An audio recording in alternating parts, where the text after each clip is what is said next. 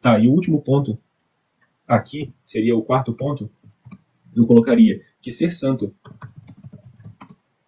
é refletir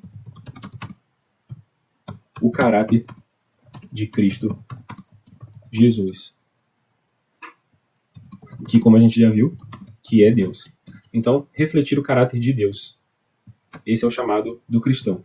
É refletir o caráter de Cristo. É quando a pessoa olha para nós e alguém vai dizer assim, o cristão é a única Bíblia que o não cristão vai ler.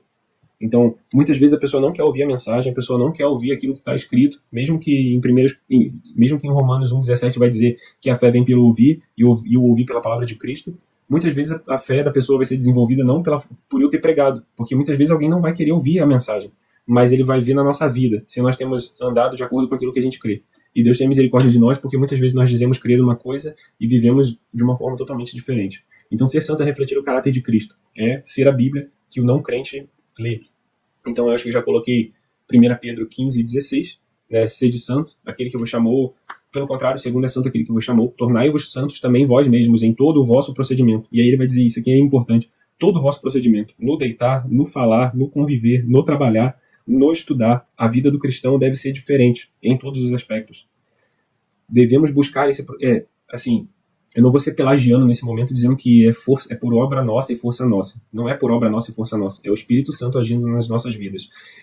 Muitas vezes as pessoas vão achar que o cristão é aquele que não erra nunca. E aqui também está um grande erro, porque enquanto o pecado opera, até o dia da glorificação, o cristão ele é como qualquer ser humano, ele vai pecar. A única diferença é que ele tem o Espírito Santo que acusa quando ele erra. Ele não precisa que outra pessoa venha dizer para ele que ele errou.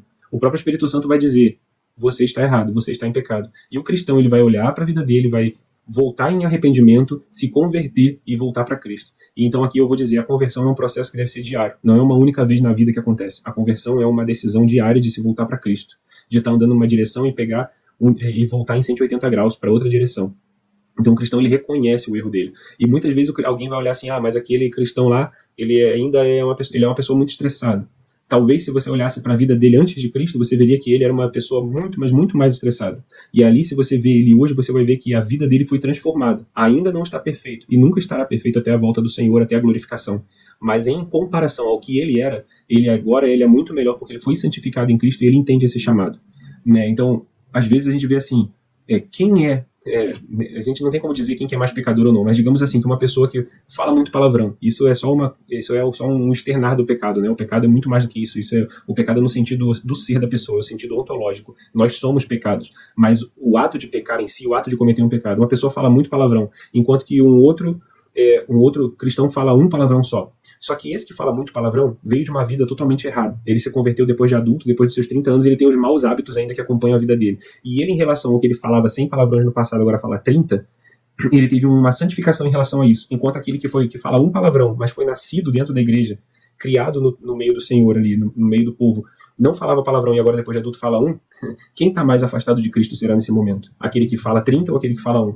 Porque muitas vezes a gente tem que olhar para o passado e ver hoje, em comparação com o que ele era, e em Cristo ele tem vivido muito melhor ou tem vivido pior? E é isso que Paulo chama os coríntios a viver, em novidade de vida, uma nova vida.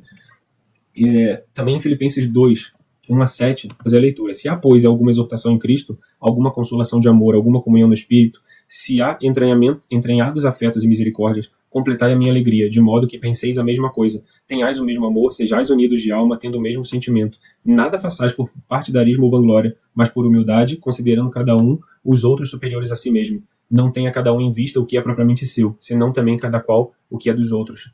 Tende em vós o mesmo sentimento que houve também em Cristo Jesus, pois ele, subsistindo em forma de Deus, não julgou como usurpação ser igual a Deus, antes a si mesmo se esvaziou, assumindo a forma de servo, tornando-se em semelhança de homens e reconhecido em figura humana. Então, o Senhor Jesus Cristo, que é o nosso maior exemplo de como nós devemos viver uma vida santa, ele viveu em humildade.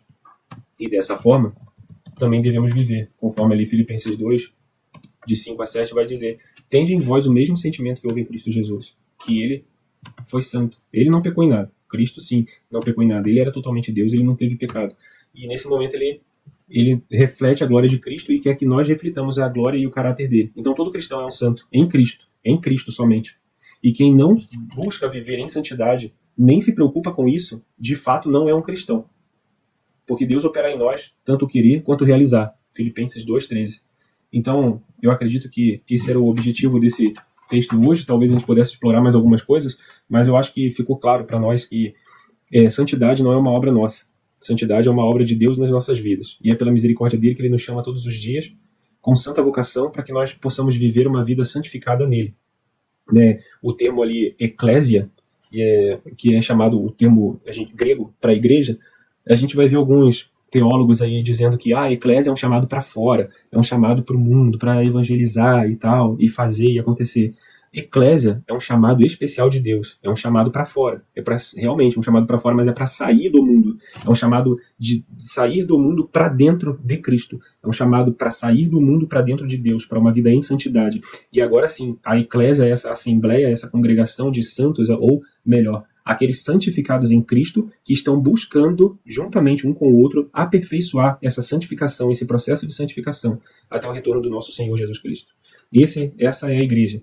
É essa aglomeração de pessoas imperfeitas, santificadas somente em Cristo, para a glória de Cristo, para refletir o caráter dele e a cada dia buscar viver em novidade de vida, buscar viver transformados e cada dia buscar viver segundo o caráter de Deus e refletindo esse caráter de Deus para o mundo. Bom, eu espero que esse vídeo de alguma forma tenha abençoado você e se ficou faltando alguma coisa e quiser deixar no comentário, pode deixar no comentário também. Deus abençoe a vida de cada um. E vamos continuar estudando, né? Se você tem gostado dos vídeos, dá um like, comenta alguma coisa. Nem que você não gostou, coloca lá, não gostei, achei que você poderia melhorar a apresentação, pode colocar também. E espero que esse vídeo possa estar abençoando a sua vida, né? Que você possa refletir junto comigo, que você possa tentar refletir o caráter de Cristo também e perguntar para si mesmo: Senhor, eu tenho sido santo? Senhor, eu tenho vivido uma vida que glorifica o Senhor?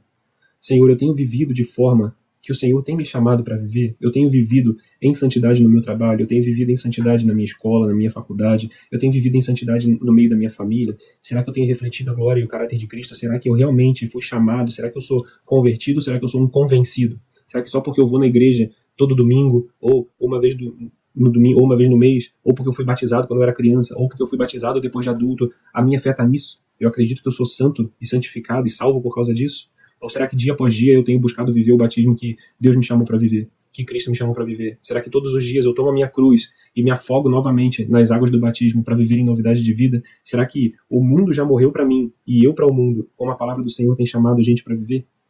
É isso que significa ser santo.